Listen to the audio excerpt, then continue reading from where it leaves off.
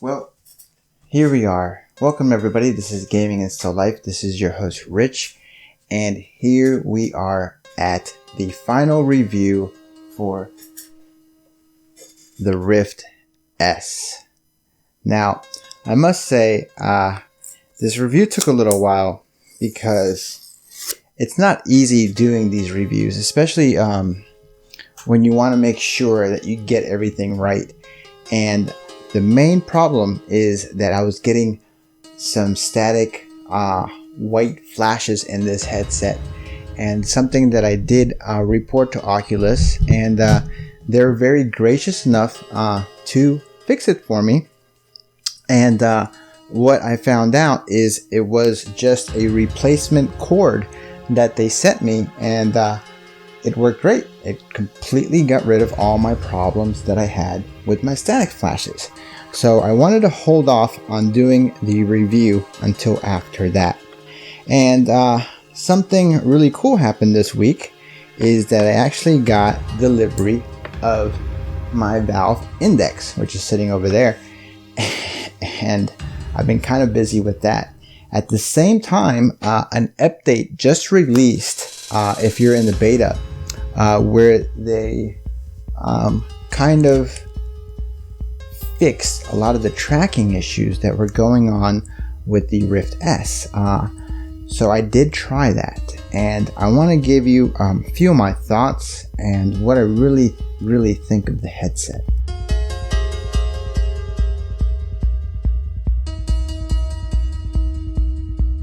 So first off, this is one of the lightest headset there is on the market. It just weighs, I actually think it's 588 grams is what it is. It's very light. The material on it is like a spongy material that is actually held up pretty well, better than I thought it would. I've had the headset for about a month now, and one thing that I will tell you is that when I first started wearing it, there's a button that brings the lenses further away or closer to you. And when you do that, I was wearing glasses and I accidentally smudged my left lens. I don't know if I did it or if somebody using the headset did it, but it happened and I can't do anything about it now. But thankfully, that smudge is not apparent. So I want to start out with the comfort. This is one of the easiest headsets to put on. It's one of the lightest, and it's very comfortable. The materials are pretty sturdy. I have an IPD of 69, and it is a software IPD, that meaning that you can't move these lenses further and closer apart, which brings the cost of the headset down. But a lot of people have problems that have either really narrow eyes or really wide eyes. I fall under 69, 70s fine, and it works fine for me. Now, something very interesting is that they went from the old OLED head screens that they had in here, and they've moved on to LCD. Very similar, or exactly almost the same as what the Valve Index is using. Now, what that is basically it's the same resolutions as the old headsets, okay, but now they have an extra subpixel. Now, I used to think, man, that's just a bunch of BS, marketing hype, baloney. It's not. It makes a huge difference. I would even argue to say that the clarity in this headset is actually might be better than my Index, and I will tell you why. I think one of the biggest reasons is the lenses. Remember that, because for me, I can look from lens corner to the other corner and it'll be clear.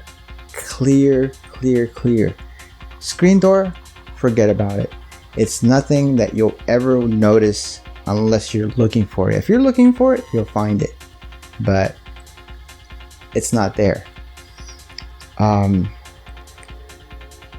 only disadvantage is the field of view. Field of view looks like I'm looking through an oval about this big. And that's okay because it's clear from corner to corner. The colors. Once you start gaming in a LCD headset, you won't ever notice if the colors are any dull. I think the colors are actually really, really good in this headset. The blacks, no, they're not black, but they don't smear anymore. So, a lot of pluses. They did a really good job. And the price is $399. Yes, I understand. You're going to get into the Oculus ecosystem. But there's advantages to that. Their software runs really well. And another thing that I noticed about this headset is this is the only mass market headset that works very well with the Oculus Store and with the Steam Store. Because after owning a few of the other headsets, Revive is not the end all and be all of programs to be able to play your Oculus favorites. No, it's not. So, you need to think about that. This is the only headset that works extremely well with Steam and Oculus Home. So if you want to play those exclusives, if you want to play Asgard's Wrath, ooh, I can't wait. If you want to play Stormland, just thinking about it. If you want to play the Respawn, the makers of Apex Legends, exclusively made, tailor-made with Oculus for the Rift. And now, with their newest update, the whole problem with first-person shooters, that is null and void. Oculus has the most brilliant minds. Some of the most brilliant minds that there is out there. They've assembled a dream team. So, I gotta say, the Rift S, for the value, for the comfort, for the lenses, for the screens, A+ across the board. You can't beat it. Can't beat it. You can't beat it. Now, what's the bad? Okay? It's always a bad, right? Right? The sound. Okay? Yes, the sound. But I kind of like it, you know? Because there's nothing over my ear. So, it's good enough, the sound.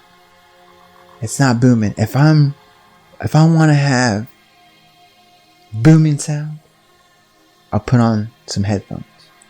Which, handily, they give you a nice headphone jack right here. The microphone. Not the best microphone. So, they had to make cutbacks somewhere. So, you have to supply your own headphones if you want really good headphones. And you have to supply your own microphone if you want a really good microphone. Now, can this improve? Yeah. They could probably add all kinds of things to it.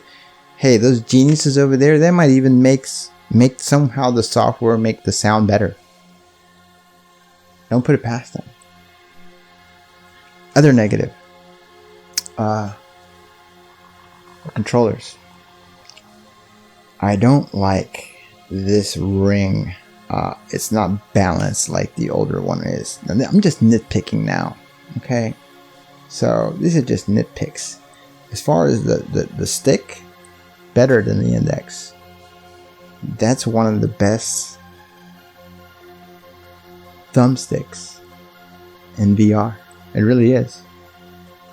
The only thing that's equivalent to it is the regular touch controller, the older one. This ring, it's got these seams in it. If you drop this, there's a good chance this will break. I don't know. Be careful with it. Some of the craftsmanship and some of the plastics that they used. It's got Lenovo written all over it. But the heart and the brain is Oculus written all over it. So, if you've been on the fence, if you've been thinking of buying or getting into VR, I implore you, I plead with you, consider the Rift S. It's the best headset on the market. They've fixed their tracking issues. They fixed their white static issues. Customer service bent over backwards to help me out. And I'm no famous person, I'm just a regular Joe. And they did right by me. So, right now, this is the best headset on the market. Yeah. That thing over there, that's the future. It's $1,000. This is $400 and it's just as good. It even looks better in some situations. It really does. So, let me know in the comments. Let me know what you think. And remember, hit that like button. It helps me out. See you guys. If you guys want to continue seeing more Quest, more Rift S, and more Index, stay tuned because I'm going to give it to you. Thank you very much.